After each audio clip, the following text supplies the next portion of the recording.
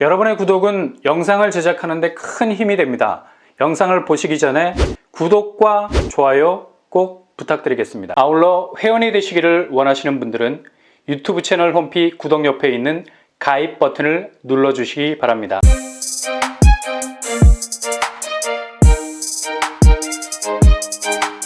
안녕하세요, 뻔뻔한 복덕방입니다. 발목에서 사서 머리 꼭대기에서 팔까? 집을 가지고자 하는 사람들이라면 누구나 가질 수 있는 위시 리스트 중에 가장 탑을 찍고 있는 항목일 듯 합니다. 무조건 집값이 떡락이 되는 시점에 들어가서 집이 다시 혼수 상태로 회복, 산소호흡기 떼면서 본격적인 회복에 들어간과 동시에 고점을 향해서 치고 올라가는 시점에서 팔아볼까? 라는 생각이 많이 들죠. 부동산 역시 주식과 비슷한 인아웃 구조를 가지고 있습니다. 대신 주기가 길어. 주식은 초와 분 단위로 움직이지만 부동산은 최소 3년 단위로 움직여야 하는 번거로움이 있죠. 그래서 인내가 필요한 겁니다.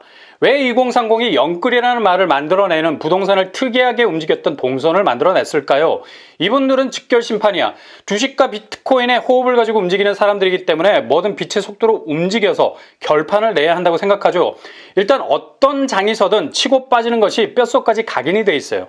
집값이 갑자기 미친 듯이 요동치면서 2030의 마음 한켠에는 불안감이 엄습해왔죠. 내 집으로 가는 길이 원천 봉쇄될 것 같은 촉이 온 겁니다. 그러니 가만히 있겠습니까? 워낙에 주식과 비트코인 시장에서 단련된 스피디한 자금 동선, 부동산 시장에 끌어댔죠. 영끌이라는 말을 2030의 주홍 글씨처럼 폄하하는 기사들이 쏟아졌지만 실제 2030은 일단 계좌에 돈을 쏘기 전에 분석부터 이해가 가든지 오든지 간에 분석 필터링을 거쳐야만 안심이 되는 자본적 유전 인자를 가진 사람들입니다. 그러니 부동산도 철저한 계산이 깔려있는 상태에서 사방팔방 빛의 속도로 자금을 동원하기 시작했죠. 이게 영끌의 본질입니다. 근데 이 판단이 그리 나쁘지 않았어요. 집중 공략한 곳들이 서울 외곽 지역 그리고 경기 인천 쪽이었죠. 집값 어떻게 됐습니까? 거의 2030이 치고 들어가자마자 반사적으로 오르기 시작했죠.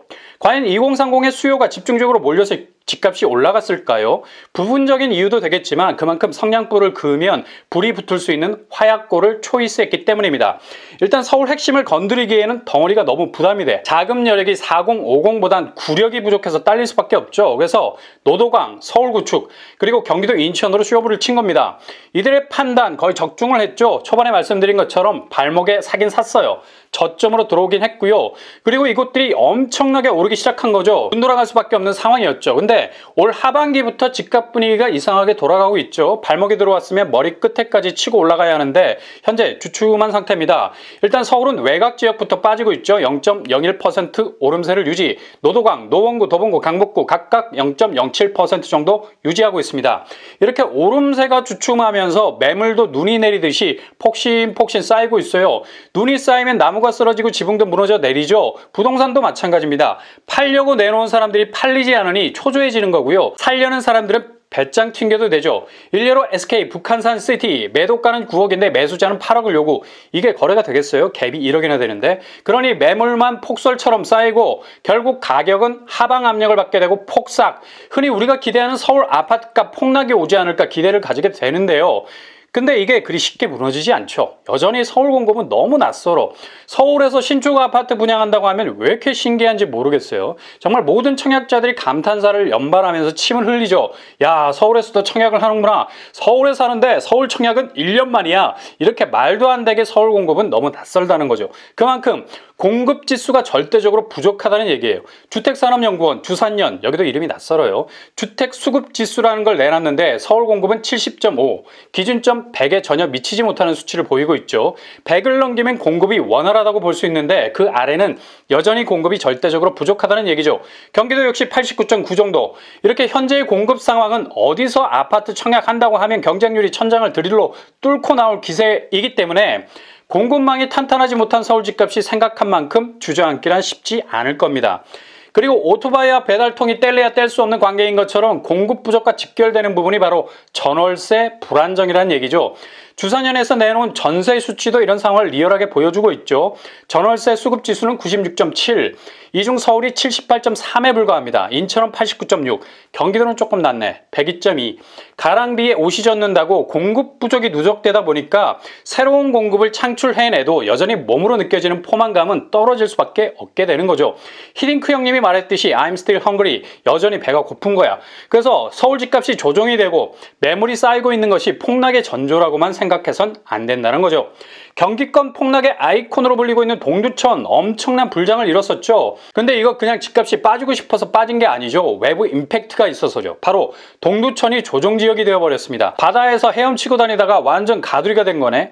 이젠 자연산이 아니라 양식이 되어버린 거죠. 당연히 외지인 빠지고 수천만 원씩 내려가는 겁니다. 해산물이 고급지다는 건 가두리 양식이 아닌 진정 바다의 파도를 뚫고 살았던 강인한 생명력이 비늘을 더욱 푸르게 하기 때문에 비싼 거죠. 부동산도 일단 가두리 양식이 되면 접근이 용이하지 않아서 가치는 반감되죠. 규제가 제대로 약발을 발휘한 겁니다.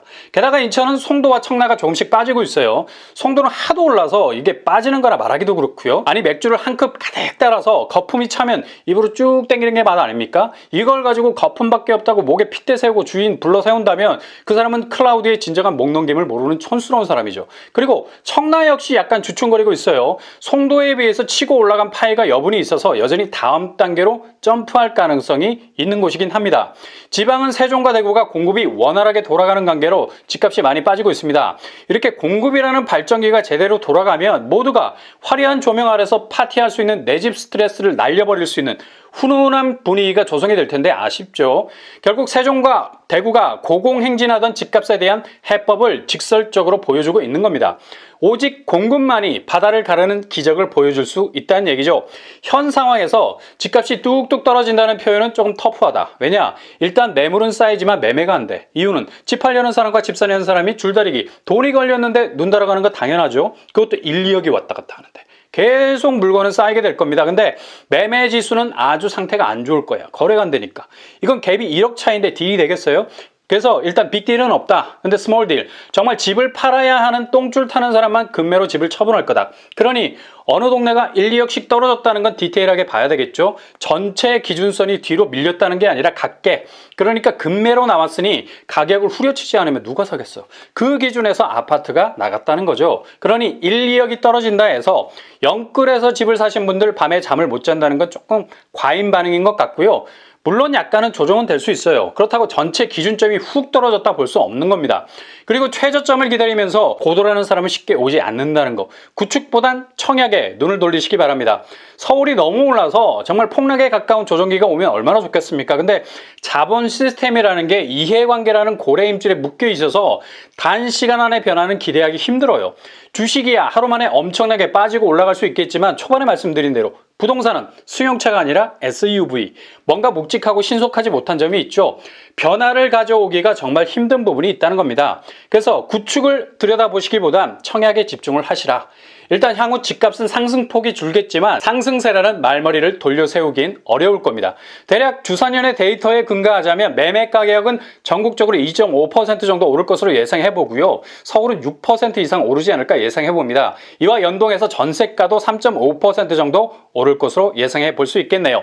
어찌됐든 간에 내년부터 서울에 예정됐던 재건축 아파트 공급들이 정상적인 궤도 안에 들어설 것으로 예상이 됩니다. 이런 곳은 입지와 교통호재 그리고 신축 아파트라는 트리플 요소를 갖추고 있기 때문에 김연아의 트리플 엑셀 못지않은 점프력으로 날아오를 수 있는 곳이 될 듯합니다. 이런 것들 무조건 도전하시고요. 일단 서울 청약은 분양가 상한제 가격 절충에 기댈 수밖에 없겠죠. 이런 백업을 받을 수 있는 장점이 분명히 있습니다. 일단 관망하시다가 청약의 기회가 오면 최대한 도전을 끌어올려서 내 집으로 가는 길을 열어 가시길 바랍니다.